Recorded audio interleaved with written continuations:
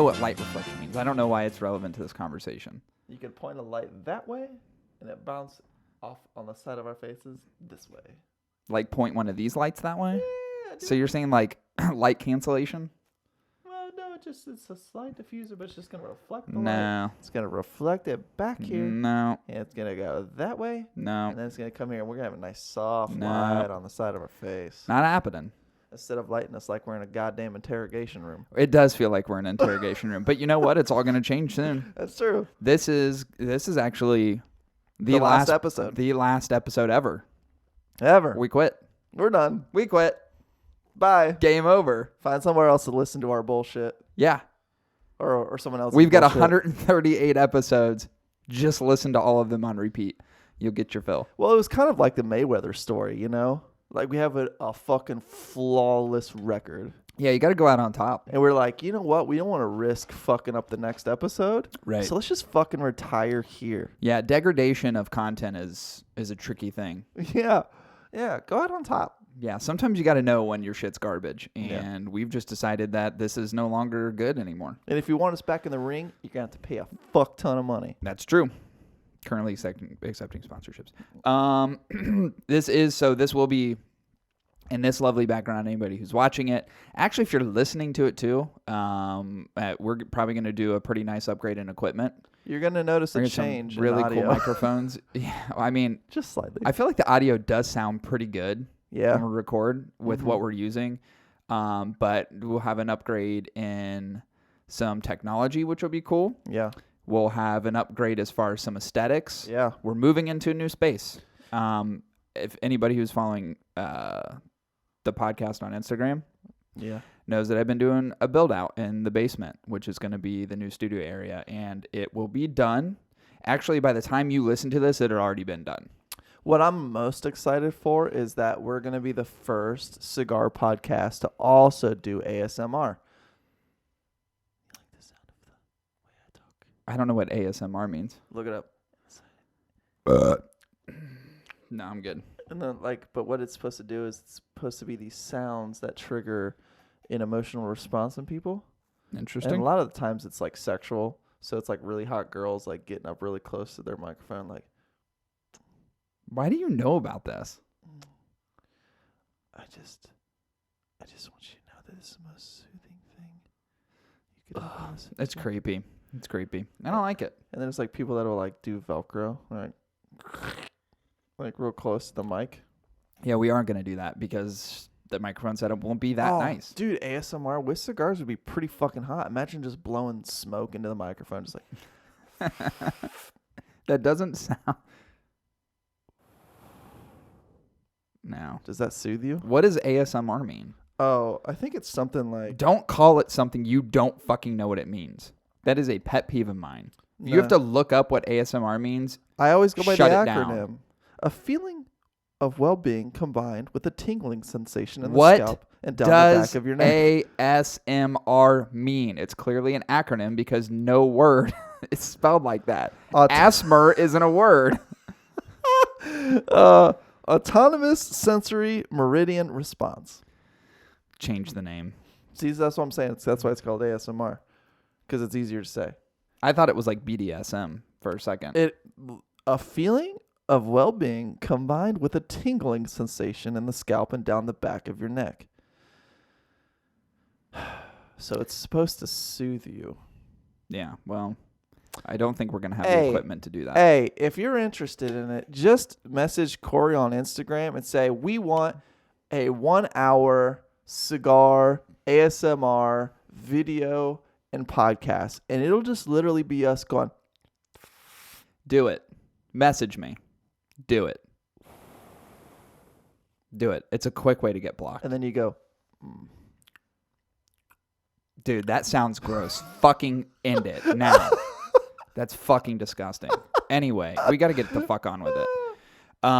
So new studio, will be in it for the next episode.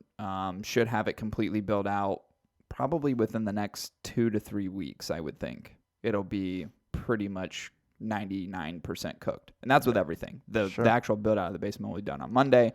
But of course, we got to populate it with shit. I got to get this fucking desk down here. I got to put all this equipment back up, which is a fucking arduous task in and of itself. But we'll get it figured out. Sure. It'll be sweet when it's done. I'm really excited. It's literally soundproof to no end. So soundproof insulation, textured walls, the whole thing. Pretty much went all out on it, honestly. Yeah, Cory is actually, because what he's trying to do is create like a beach, because that's like his most serene, like relaxing place for him to smoke cigars. And because his wife said he can smoke in the house now, he basically said, I'm going to turn the basement into a beach, and I'm going to put up like a sandbox on the floor. So when you walk into the space, it's just sand. It's actually not a bad idea. And then he's got like a fucking beach chair with a bunch of like UV bulbs at the top that are just raining down on him like sunlight. And that's where he's going to fucking smoke. Dude, that would be awesome. I would love to have sand in the basement. But also, not allowed to smoke in the basement. Still haven't convinced her that's a thing yet. Could you imagine the resale value on your home? Yeah, we got a beach in the basement. Self-contained beach. Could literally advertise it as Midwest Ohio beach home. Yeah, dude, it'd be great. And you wouldn't be lying. So yeah, that'll be built out, and I'm really excited to move everything back down there. And it's certainly going to help with the visual aspects of what we do, which would be great. Now, if I can just convince my wife to let me smoke down there, I can do everything down there. It'd be great. Slowly but surely trying to wear down. We'll see what happens. Anyway, so sorry we didn't have a episode last week. Obviously, I was not in the country. Well, it technically was in the country, but not in the country. It's really my fault. And if you need to spank me, I'm cool with it. But just know if you smack me, I might make noises that are going to make you cringe. Such as... Gross. So just be aware. Yeah. It really wasn't your fault at all. But yeah, so I was on vacation last week in Puerto Rico, spent 8 days there. Felt like a lifetime, which was wonderful. That's the best, when it feels like you've had your full. Dude, it felt like we were there because we split the trip. We went to 2 different places. Mm-hmm. So it's almost like when you leave the first place, it's like vacation over, but you're like, no, it's not. I still have a whole nother half to this thing. Yeah, that's sweet. It's like thinking you're going to end the game at halftime, but you have another half to play. It's really cool. So It was awesome because it felt like we were actually there. It didn't fly by. And we did pretty much everything we could. I smoked a ton of cigars. Like this was a trip, because usually like when I go on vacation, I get so consumed by where I'm at. I get so consumed by other activities that I forget to smoke as often as I want to. Yeah, sure. But because we were on the beach, we were in Puerto Rico, there was no shortage of opportunities to smoke. And I think I took 12 with me, and then I think I smoked like another 7 or 8 while I was there. And I went through, I think I only brought back 2. So it was pretty, it's more than I typically smoke on vacation, which I was really excited about. Now, what you all need to know is that the translation for Puerto Rico is actually, in English, Rick's Port. Yep, that's true. Yep. Yeah, settled by Rick. Could you back imagine? In 1340. I shall name this place Rick's Port. Yeah, that's funny. We actually did. So we went to one of the forts there at the point, and they have 2 forts technically, and it was really funny because been to one. You see one fort, you've seen them all. That's true. Seen St. Augustine Fort. I've seen like 3 or 4 forts in my life. Stone. They all look the same. And we went to the Puerto Rican port, and I was bored 30 seconds into it. Oh, yeah. I mean, I was just like, get me the fuck out of here. I mean, it's cool aesthetically, and if you've never been to one, it's neat because there's a lot of history there, but the Puerto Rico one's done so lazy. Oh, I bet. Dude, it gets millions of people. There's people just flying in and out of this place. And I was like, man, I want to go see where the jails are at. That's my favorite part, because I'm like, people died in here. Like, that's pretty dope thinking about. I was like, so let's go see the jails. Battles. And I walk in this one room and I turn right and there's just a stack of like plastic purple chairs. And I'm like, Takes away the immersion, doesn't it? Yeah, dude, it fucking kills it. Yeah. They're one of the prison areas. So it's like this big big kind of open room. And then there's another room off the back of it that has prison bars. And I was like, oh, there's part of the prison. And I walk in, and it's just like an office with a refrigerator in it. See, yeah. I was like, it God takes damn, away dude. it takes away the immersion. Yeah, it's just, it was so lazily done. And you know that they're just like, well, this is a moneymaker, gives a shit. Yeah. People are going to come here regardless. Like, you're like, oh, this is like the most beautiful place to look out through the fort windows where they used to rain down arrows onto attacking ships. Exactly. Cannonballs everywhere. And then right at the edge of the stone window is just like a little dum-dum used sucker stick wrapped up in its Dude, that's literally what it's like. And it takes the mood out of everything when you really does. when you start to realize like, oh, it's modern day.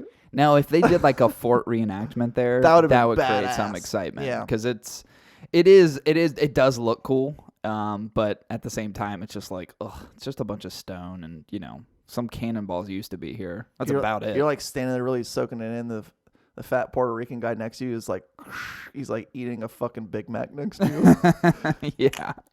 Everyone's sweating their dicks off. It's so hot in there. But yeah, so that was like an old San Juan. And there's a place, what is it called? La Perla? Yeah, La Perla. Nah, I don't know if that's it. Sounds right. Maybe it is, but it's this. So in Old San Juan, there's you have two forts, and like literally in between the two forts is like the drug town, which is literally fenced off by the government. So from what I've been told, there's kind of an agreement that it's like you do your shit down here, but you got to stay there. You can't come up here. So there's this giant, and it's all on the ocean, like right on oceanfront, and then it's just this huge fence, this huge wall that just surrounds this little shitty town. Does it look like that weird village that they like rummage through in Bad Boys 2 when they're in Cuba? So it looks similar to that. So they shot Fast and the Furious 5. They actually shot a scene in that little town. So it's actually there's music videos that are shot there. There's parts of movies that are shot there. So it's actually pretty popular and it's famous, but it's just like you don't go down there. They'll literally, like, if you go down there, you're gonna be in some shit. Like, they'll ask you to fucking get out of there, but I don't think they ask very nicely, from what I've been told. I don't know, but it definitely is blocked off from the rest of the city because Old San Juan is beautiful, and it's just that really gorgeous, like those beautiful colors. It's just it's a fucking wonderful town to be in. I mean, I wanted to spend all my time down there because it's just there's no shortage of things to do. Some of the most highly rated bars in the world are there. We went to this fucking bar, dude. I kid you not. There's 7 bars inside one bar. That's sweet. So every single one and it's literally like top ranked 50 in the world. And you walk into the first one and it's like classy and, kind of fun and whatever. Like, music's not too crazy. And then the next room you walk into, and they open them up at different times in the night. So this one's open. So you transition. And then you transition to each one. That's sweet. We never made it to the 7th. We made it to the 4th. Kevin and Aaron, my in-laws, brother-in-law and sister-in-law, they were going to try for 7 because they'd been there before. And the last time they were there last year, they don't remember leaving. They don't remember how far they made it because if you think about it, there's 7 bars. You're ordering drinks at each the whole one. Time, yeah. I literally said, I was like, I bet the 7th bar is just the alley out back and a dumpster. Yeah. Because you have fucking no clue. You're going to be so blacked out drunk by the time you get to the end of it. It's like, wait till spot 7. And it's just them kicking you out the fucking door. Just completely intoxicated. Taking your wallet. Like, we made it to 4 and it was like a dance club vibe. I was like, what the fuck happens in 7? I was like, is it a swingers club? Dude, it's just a little small fenced-in area with like a cow and like chickens in the back. Where they do the cockfighting? Yeah. That's sweet, though. I would love to do something like that. That feels like an experience. It feels like a very controlled experience. And their cocktails are amazing, dude. Their bartenders are awesome. So that place was really cool. Obviously, I went to, I'd say, the 2 most popular cigar lounges down there, which is the Cigar House, which is down in Old San Juan. Great inventory. I posted a picture on Instagram, and it's just like a selfie of me, and you can see the whole humidor behind me. Very cool humidor, very big space, very nice people. They have a bar in the back, which is really cool. So you could drink and order drinks back there. But, I love the inventory of that place, but I have to say I had so much more fun as far as the experience at the Casa de Monte Cristo down there. Mm-hmm. It's not as big of a build out. It's not as big of a humidor, but it's a place for the first time in my life that not only I got my sister-in-law to go to, we got my wife to go to, got my mother-in-law to go to, and they actually wanted to go back. So we went twice because you could order these like little cheese plates, and their fucking cocktails were out of this world. They had an amazing bourbon selection, amazing rum selection, as they should. Tons of alcohol, great bar, cool vibe. It was very classy, very nice, very well kept. So we went there twice, and we hung out both times for a considerable amount of time. I spent entirely fucking too much money at that place. It was horrendous. I looked at a couple of my receipts and literally gasped. I was like, like, Jesus Christ. But they had the Davidoff Year of the Rat, which I had there. Brought one back with me. Not gonna lie, overrated. Not that great. Very expensive.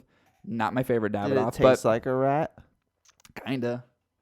Like you had a sewage rat? And they got a little bit of a sewage rat. But the places were cool, and I love. Hats off to that Casa, man. Our bartender, waitress, server there, she's from Chicago, so she obviously spoke great English, which was a plus for us. Not that it really matters down there, but it was great. She empathized with the cold weather transition, and obviously that's why we were down there for vacation. So she was really wonderful, and the whole staff there was fucking great. So I had to give a shout out to them. Awesome, good cigars too. Just like mostly high end shit. Yeah. Because it's a Casa, but what you do when you're in a different country and you don't know the Spanish language, just say sí. Sí, señor. And they're like, do you want me to kill you? Just say sí. Sí. Yeah. Oh man, I'll tell you this. One of the craziest things about being down there is just that obviously they got that devastating hurricane. Yeah. Was it last year or 2 years ago? It's like 2 years ago. I think it's been a couple years now. It was like right after Trump got elected. You can still see the devastation down there. Like, I think some people just took their insurance money and were like, get the fuck out of here. There's been a couple earthquakes. There's just like a state of, it's weird because you see like these $1 million homes, and then next to $1 million home is a house that's completely abandoned. You know what I mean? And this real estate is for sale. There's so much stuff for sale down there. So it's actually probably a pretty good time to buy real estate in Puerto Rico, I would have to imagine, because I do think you get some tax deferments too. If you're a non-Puerto Rican resident and you're coming from like the United States. Economic growth. Right. They're trying to get, and they actually have some really good, they have some good business funding too and tax deferments and for new businesses coming in, which is really cool. But anyway, it's just weird to see even on the beach, even in the ocean, it's just like beautiful, beautiful places, and then just next door is just like a ravaged home, right? Where they just decided, I don't want to rebuild, I don't want to put money back into it. No one's bought the property since. So it's kind of it's tough to see, even though I think like you don't see not a lot of homelessness in Puerto Rico from what I could tell in the areas that we're at. We're in Condado, which is like the San Juan area, and it's like resort beach type area. There's not a lot of that. So it's like, but you can still see like disparity, obviously, in income. It's like weird. Puerto Rico has like no middle class from what I can tell. You're either making gobbles of fucking money or you're just kind of like at the lower end of it. Yeah. And I think if you work in the service industry, really seems to be where like the middle class lies. Yeah. I felt like that's how DR was. Yeah, it's kind of similar. I'd say a little bit better than that, but still kind of similar. But absolutely, it's probably one of the most beautiful countries I've been to. Because we actually went up into the mountains, which was really cool. We hiked to a couple peaks. They're only about 30, I think it was like 3,500 feet up, which doesn't seem like a lot, but when you're climbing it, it's a ways up, and that was pretty cool because you get like the precipitation that comes through. You get these storms that just like fly through there, dude. It's crazy. Oh fuck! You went to Rick's. You went to Rick's Mountain. Went to Rick's Mountain, man. It was pretty cool though. But what a great experience. That's a place that we should go sometime. Yeah, I would love to. Just like on a little quick, like you can get there pretty quickly. You can do like a nice 4 or 5 days there and totally get your fill and come back. It was wonderful. But it was a nice reset. But that's why we didn't have a podcast, and that was intentional. We didn't record another one to put out because I needed a break. I think we both needed a break. It was a good time for a week off, I think. Yeah. But I did miss it, I'll be honest with you. I miss recording, so it was like I was ready to jump back in. We got stuff done, though. Mm-hmm. Like, I don't know if you've noticed this, we've got a lot done. We finally launched videos for the ones we've done on the website. Yep. That's been done. Yes, I wrote a review. Yeah, Chris wrote a review. That's crazy. Now, if we could just get him to write something that's not Crowned Heads, that'd be great. But you did write a review. Actually, I did notice that. Yeah. You should probably... And it's because of the disparity in between time is probably why... I wasn't going to say anything because I was just glad you wrote one. It was serendipitous, kind of, that I've done mostly Crowned Heads. Yeah. But I didn't do one yesterday. Yeah, that's true. Did you post that? I did post that. I did post it on social, so hey... Check we're out good. Hot Ticket Weekly. I'll post it .com. out. People see it. We got a new review out, and Yeah. it was the archetype curses.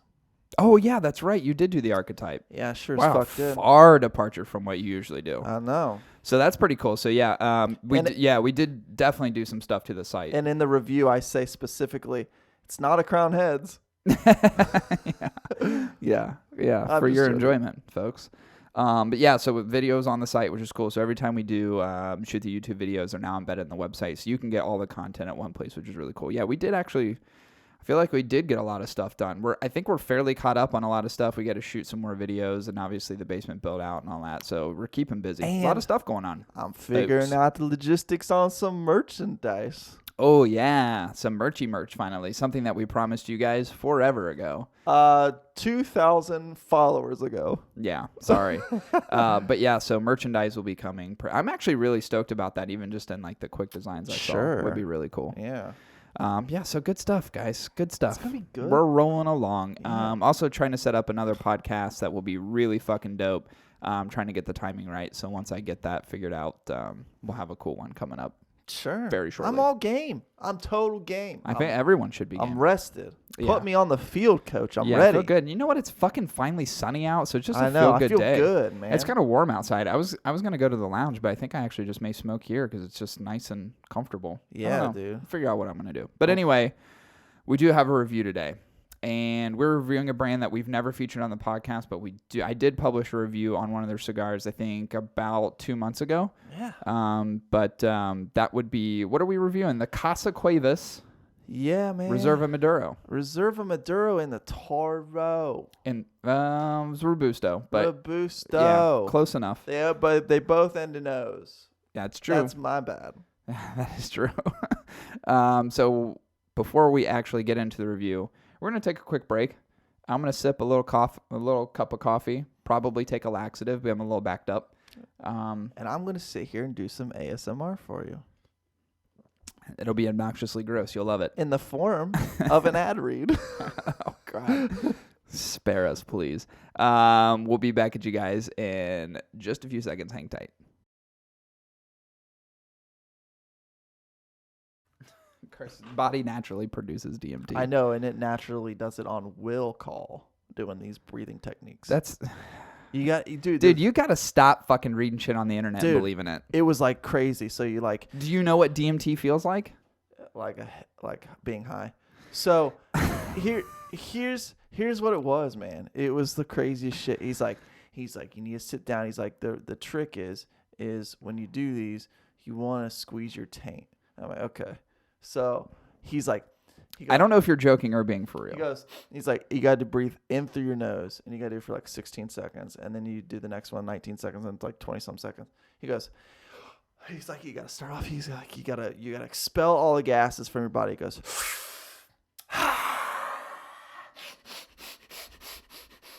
and then you keep doing that for like 16 seconds, and then on the 16th one, you go.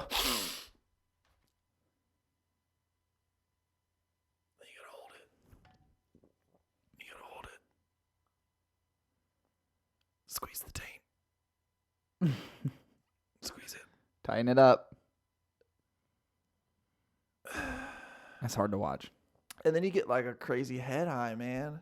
Your body gets all tingly. And I did it. And I was like, this shit's wild, bro. And I was doing it in my car, which is even worse because I wanted to fly off the highway. Dude, that's not... What you're getting there is just, I think, oxygen. Too much oxygen? No, probably not enough oxygen. Maybe too much, but it's not a DMT release into your fucking body that causes you to get... Dude, that guy is a fucking asshole. Well, I felt great. Yeah, but you've never had DMT to know what it's like. I imagine it's like it. Really? Do you know what DMT does? Yeah, it makes me high, man. Do you know what it means? Detoxifying... Not even close. My taint. That's probably literally what that guy showed you. But I can tell you right now, there's not enough DMT you're going to get out of that's going to do anything for you hallucinogenically. It's just not going to happen. Maybe. I mean, the fact that how much time did you spend in this exercise? 10 minutes. I did it. I did both all 3 rounds. I said both. I said both 3 rounds. I'm an idiot. It's hard to be your brother sometimes. Hey, That's very challenging. that's okay. Maybe I'll like get out of the whole like live a healthier life and just do ASMR. Jesus Christ. All right, let's get into this fucking review. We're reviewing the Casa Cuevas Maduro Reserva, which, by the way, is a fairly new release, obviously, under the Casa Cuevas line. So I think it technically is it a 2019 release? We're right in 2020.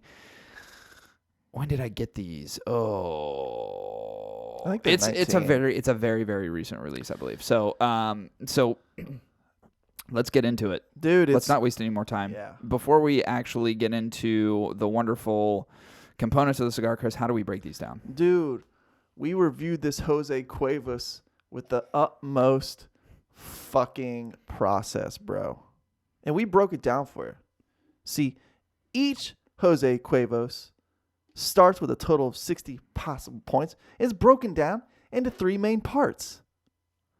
10 ounces of construction, 20 parts burn, and 30 shots of flavor.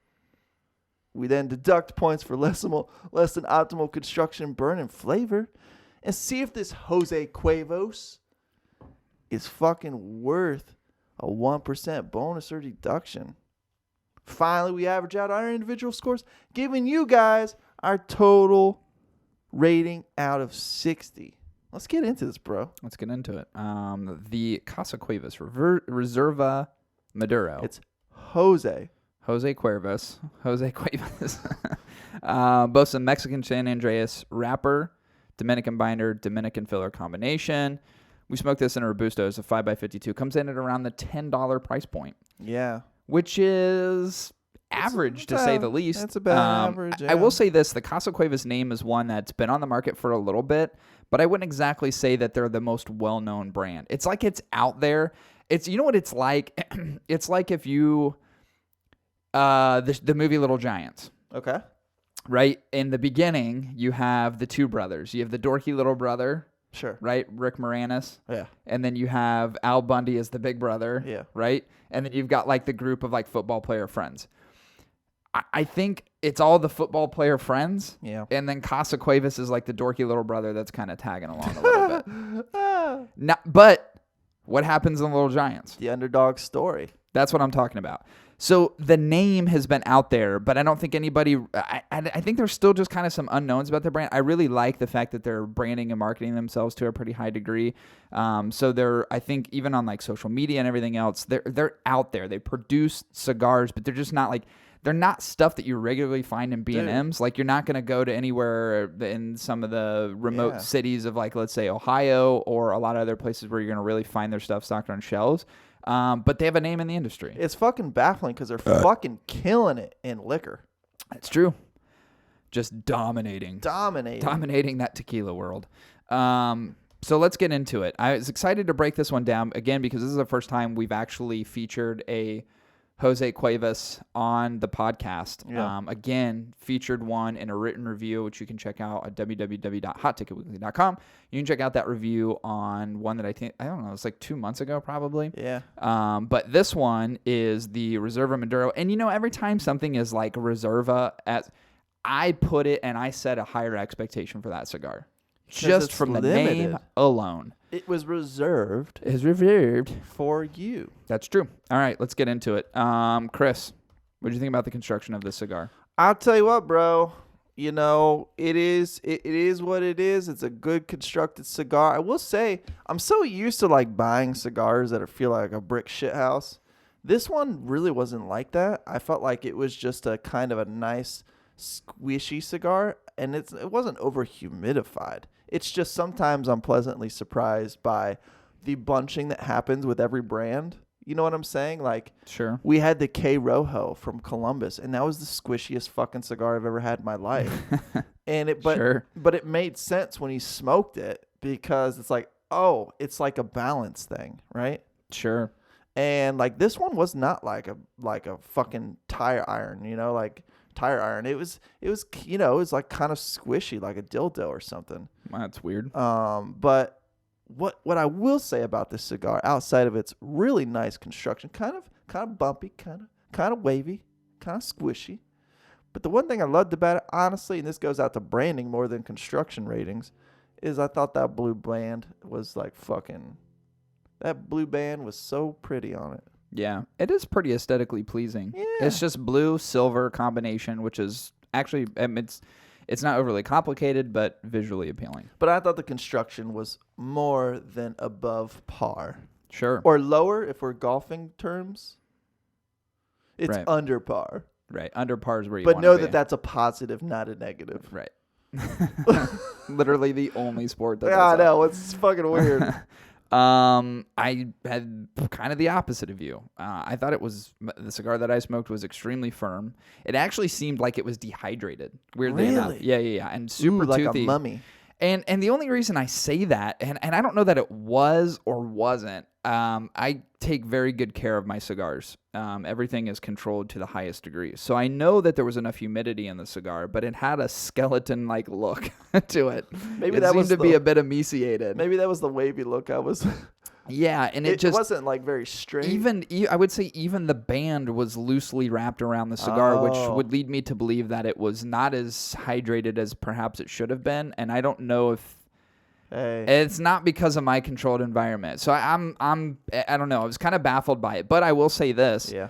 It's still very aesthetically pleasing. It is a very dark, rich wrapper. I mean, Yeah. it is a really kind of oscuro color, even though I think it's labeled, obviously, it's Maduro. Yeah. But it was to me, aesthetically much darker than what you would see in a traditional Maduro. I'd say the only thing that I really didn't, or I was kind of unpleased by, and this is just more, let me put it this way. Wonky cap structures are a pet peeve of mine because it just shows me laziness. Now, I've constructed a cigar before, so I know what goes into it. And I've constructed my own cigars, and guess what? They all had lazy cap structures because I'm not a cigar roller. But if you are a cigar roller, I would expect a little bit more in terms of, and I'm not talking about perfection, I'm just talking about attention to detail. Dude, the fucking thing was all over the place. It's like one cap and the other one's kind of on top, but not glued all the way around, so part of it's peeling up. And then I don't even know if that's because of the dehydration on the cigar, because it did look like Skeletor. I don't have much patience for the laziness in that. You know what I think it is, bro? I think the person that made yours Was blind? was probably taking a couple sips from the stock. You know what I'm saying? It's very, very possible. He might have been stealing money from the Jose Cuevas. You know what I'm saying? Hey, you Drinking never know. on the job, drinking his own supply. I sure hope not, You know? because it sounds illegal. Because it sounds like your dexterity and your precision to do the job you were hired to do It's coming into question. could be challenged when you're drunk. It's very true. A drunk cigar roller is not a cigar roller at all. But I will say this. I thought other than that, it was actually a really, really nicely made cigar. But I did know that I have a friend that works at Jose Cuevas, and he said they do get served tequila during the day at the job. It's kind of like workers in China, that if you don't give them like a ping pong table, they're going to throw themselves off the roof. So you've got to do something for your employees. Yeah. Moving on to burn. Chris, what did you think about the burn on this cigar? I mean, for what it was, mine was not a real hard cigar, which is crazy that me and Cory's are so drastically different. I came from the same batch, too. Yeah, so that said, real fucking airy. Real airy. Like 1-2 puffer. Pretty decent smoke production, but I feel like because it wasn't tightly packed with a lot of tobacco fillers, there's not a whole lot burning. Therefore, not producing smoking. But that said, it was nice. It was a nice kind of airy draw, almost like a box press, even though it wasn't a box press. But it was a pretty nice draw. I would say it would burn pretty consistently for most of the time, but then it got kind of weird on me, like about the halfway point, like right before I was gonna do a hold test, where I did have to correct it. I'm not sure why, but. You know, shit happens, you know. I think my cigar was drunk too. But it's possible. But the thing was, I did have to correct her. You know, you got to slap her. Wake her up. Maybe she got a lazy eye, hence the run. But yeah, you just had a corrector. I did the correction, did my whole test, put that cigar down for 5 minutes, made me a mixed drink of Jose Cuevas, and 5 minutes in, I chugged that drink, put my cigar back in my mouth, and was it still lit? It was. It stayed lit for the rest of the time, except for that one burn issue. But my burn was pretty good. That's good. Pretty solid. I guess it did have some commonality with you in terms of that even though the cigar itself, construction-wise, was very firm, which I enjoy, and especially in like that nice Mexican San Andreas wrapper, it's usually typically pretty firm. Sometimes you get a good toothiness on it. I like that in a cigar. Mm-hmm. But I did notice that it seemed to be that firmness kind of only held true really on the wrapper, and it did seem to be a little bit more airy in terms of the fillers, which isn't bad because the smoke production on this cigar and the draw were pretty damn good. This is one that I punched. I've been getting more into punching cigars than I have. I'm just trying new techniques. I obviously still very much 100% V-cut fan, but I've been really trying to utilize different cutting techniques and styles just to kind of aim to see some of the variances and differences in them. And I've really enjoyed punching cigars recently because the punch that I have currently has 2 different sizes on it. So if you have a thicker ring gauge cigar, you can obviously get the one that cuts out a much larger diameter hole. Or if you have something that's a little bit smaller, I've got a smaller punch, and literally you just rotate the 2. That creates a bit of a smaller hole. What I really enjoy about the punch is I really like the directed flow of smoke. So especially on a cigar like this one where I can already anticipate that it's going to be a little bit of a looser draw just based on how the cigar feels, I can tighten that up by cutting a much smaller hole in the cigar as opposed to straight cutting or V-cutting, which is leaving a lot more of that tobacco open and exposed. Yeah. So I'm really concentrating the tobacco and the smoke draw coming through, which on this cigar was perfect. It was a really, really good resistance, really good plumes of smoke through what is considered a much smaller opening than you would typically have in a V or straight. That's true. And I haven't done it in a while, but sometimes giving your cigar a pee hole is like really also great to get more flavors out of the wrapper. Yeah, I actually really enjoyed it. I really enjoyed the smoking experience on this cigar in particular, and I've punched most of my cigars recently. I've punched probably in the last 2 or 3 weeks. Give that donger a pee hole. But it was great. It was great. It was actually, in terms of the burn, was as good or adequate. I wouldn't say perfect, but it was actually really nice. It did have one pitting issue at the end. I was rooting for this cigar, honestly, because I'm like, man, everything's been great. It's a nice, even, consistent burn. No running, no canoeing, nothing. Burn exactly what you want to, and I'm really getting close to the finish line, and I can start to see some of the smoke dull based on the draws that I was giving it. And I was like, oh boy, here we go. I've hit a bit of a pit here, and I was kind of hoping that it wasn't going to go out because I was rooting for the cigar as a whole because I was really enjoying it up until that point. But it did get one pit, and it was a quick relight, quick attempt back. Didn't feel that it really charred anything to the degree that created harshness. Also getting towards the end of the cigar, which it naturally kind of does that anyway. So it wasn't hugely detrimental, but just kind of more of an annoyance than anything.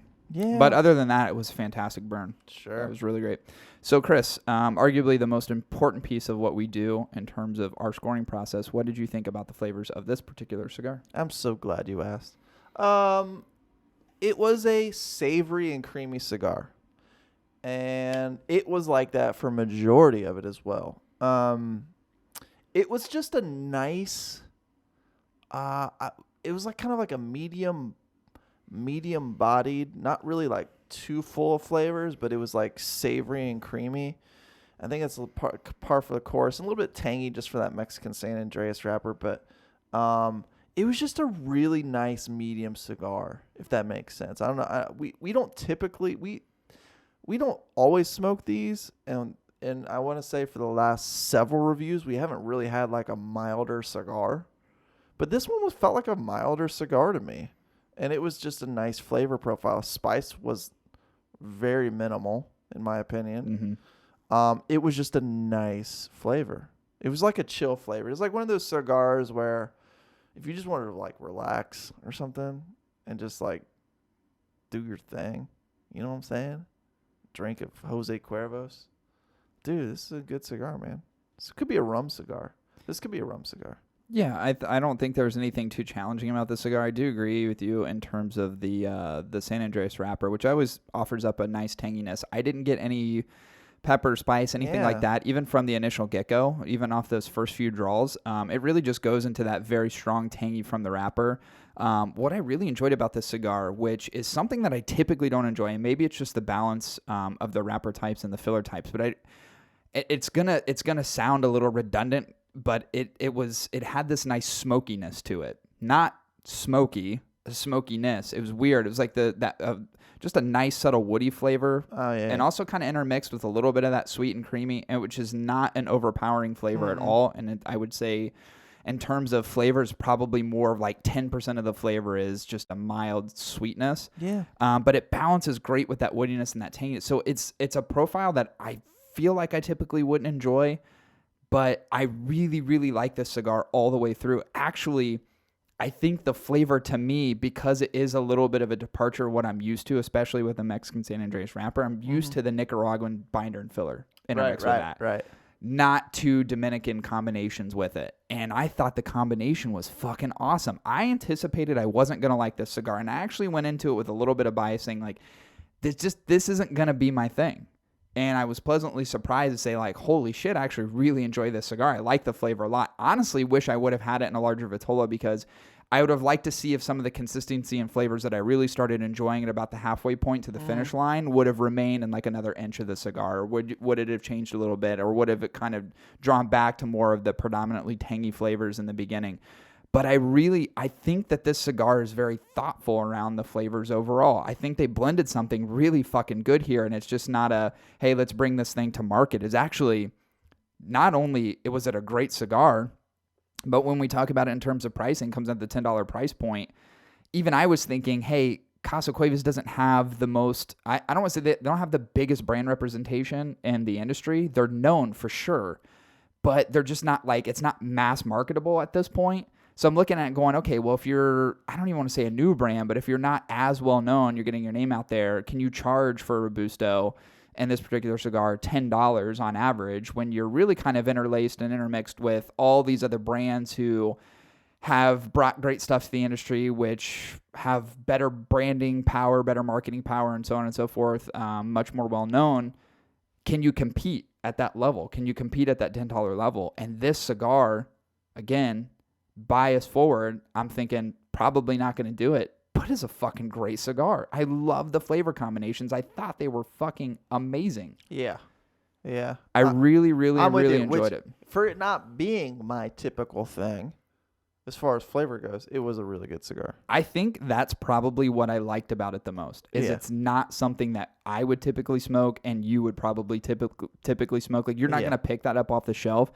But I'm really glad that I smoked it, because I will say this. The previous Casa Cuevas cigar that I had, which is like in a Lancero, had a really good flavor profile. I had other challenges with it outside of that. So my experience has been fairly neutral. I have other ones in my humidor that I'm, of course, going to be smoking, over the course of the next few months. But this one in particular, just kind of looking at it and say, okay, this is a Reserva, right? And I'm kind of looking at it and saying, okay, this could be a really healthy cigar for us to put on the podcast. Let's see where it lands, type of thing. Sure. I think it could have went either way. Yeah. I'm glad it's on the right half of the spectrum of being really good, and actually probably, I would say, much better than what I would initially give it credit for. It just ended up turning out to be a great cigar, and that $10 price point, personally, I thought was appropriate. Yeah, I would agree. I don't think you guys understand. Like, when I say this isn't my thing, but I really enjoyed it, just keep in mind, I like my cigars like dating a woman who's into BDSM. Like, I like to be choked. I like to be suffocated. I like to be burned. You know what I'm saying? I like to be tingled, like numbed. Like, that's my type of cigar. Yeah. And this is polar opposite. This is like, it's like dating like a preacher's daughter. You know what I'm saying? Just real tame. Tame. She's sweet. She's a sweet girl, just real tame. Yeah. Missionary. Yeah, it's definitely. I think it's definitely more of a tame cigar. I do agree with you in that, and this is where the color piece of it shouldn't fool anybody. It is a more mild cigar, in my opinion. Yep. I do think it boasts great flavors, but there's nothing overly challenging by this cigar. Like, this isn't a cigar that I would tell somebody who may not like something a bit more bold in your face. Like, I wouldn't challenge to say, like, hey, there's too many people out there that couldn't enjoy this cigar, even if you're not a regular smoker. I think you could pick this up and really enjoy it at any time. For sure. And I think most people could.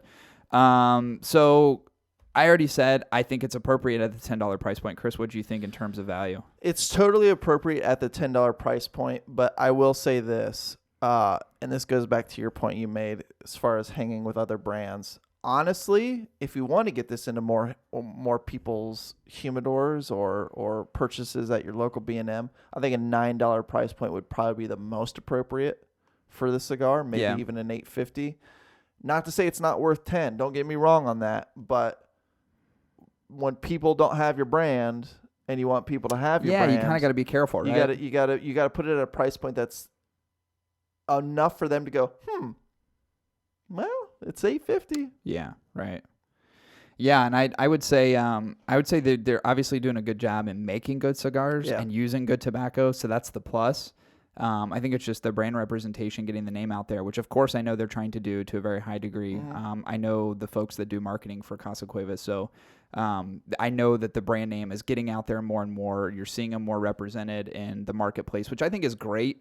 I'm never one to really I don't shoot for the oversaturation at all in any market. I think it becomes dangerous at a certain point.